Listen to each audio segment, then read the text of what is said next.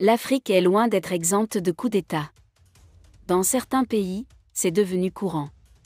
La facilité avec laquelle les forces militaires peuvent être utilisées sur le continent est devenue un véritable problème. Une fois arrivés au sommet, ils refusent systématiquement d'en repartir. Désolé de vous interrompre, ce rapport peut contenir des commentaires soumis au choix de l'auteur.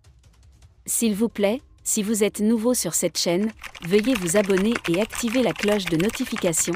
De cette façon, vous serez averti lorsque nous publierons de nouveaux rapports sur cette même chaîne.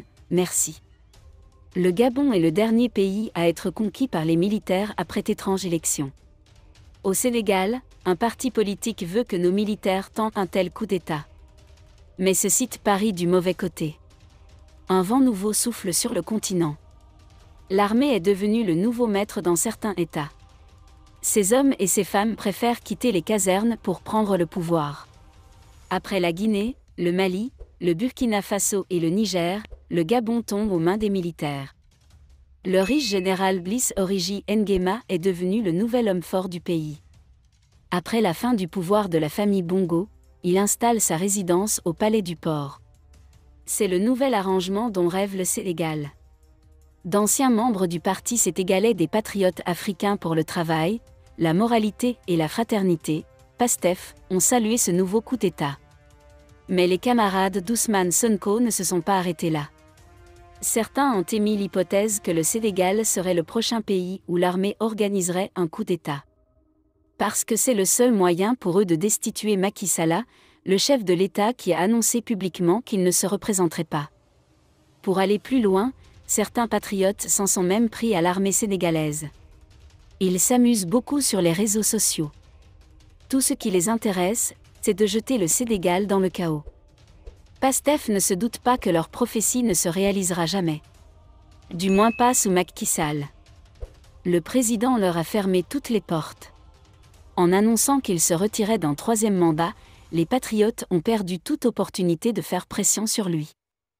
Si Macky n'est pas candidat à 2024, l'armée n'aura aucune raison de l'inculper. Macky s'est retiré de la course en 2024 et PASTEF a insisté pour attirer l'armée dans un coup d'État, citant ce qu'il a appelé la détérioration politique de notre pays. Leurs analystes inventent toutes sortes de théories pour faire fonctionner cette machine infernale. C'est la dernière révélation en date après que les jeunes ont tourné le dos au maire de Ziguinchor. Pour contrer le coup d'État constitutionnel, le parti disparu était prêt à parier sur un coup d'État institutionnel et ne se souciait que de lancer son plan désastreux. Le projet implique la reconstruction du Sénégal sur fond d'extrémisme religieux. L'environnement sécuritaire n'est pas plus important que la prise du pouvoir.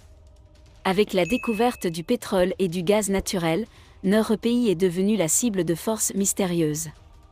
Cela a contraint les autorités à renforcer la sécurité dans le pays. L'armée est prête à faire face à toute menace extérieure. Et la non-ingérence dans les affaires politiques. Nos militaires sont des professionnels et ils ne donneront jamais à nos voisins sous-régionaux ce qu'ils veulent. Alors voir le coup d'État au Sénégal. Mais il est clair que le coup d'État de PASTEF au Sénégal ne réussira jamais. Et les soldats qui l'utilisent toute la journée ne le feront pas à leur place. Cependant, si cela se produit, les patriotes paieront un lourd tribut. Bien sûr, ils veulent que leur pro, le président Ousmane Sonko, soit l'héritier du pouvoir. Cela prouve leur ignorance de la géopolitique. Avec les militaires au pouvoir, Sonko ne sortira jamais de prison. Le maire de Ziguinchor est classé comme un leader violent et dangereux. Aucun des deux modes ne risquerait d'être arrêté. Ce qui se passe actuellement au Gabon en est un exemple clair. Les militaires ont pris le pouvoir en sachant qu'il appartenait à l'opposition. À l'exception de Sonko, tous ces hommes politiques radicaux seront écrasés par les putschistes. Les hommes sont connus pour détester les glissades et les chutes. Si cela suffisait, les patriotes savaient que si le pouvoir tombait entre les mains des militaires, ils couraient un grand danger. Malheureusement, les patriotes furent aveuglés par leur haine du régime de Macky Sall. Cela bouleverse toutes leurs vagues prédictions. Merci d'être resté avec nous jusqu'à ce point, comme toujours pour promouvoir la liberté d'expression. Laissez vos opinions à ce reportage dans la section commentaires ci-dessous. Si vous avez aimé cette vidéo, merci de liker, partager, commenter et surtout vous abonner à la chaîne. Et on se retrouve très vite pour une prochaine vidéo.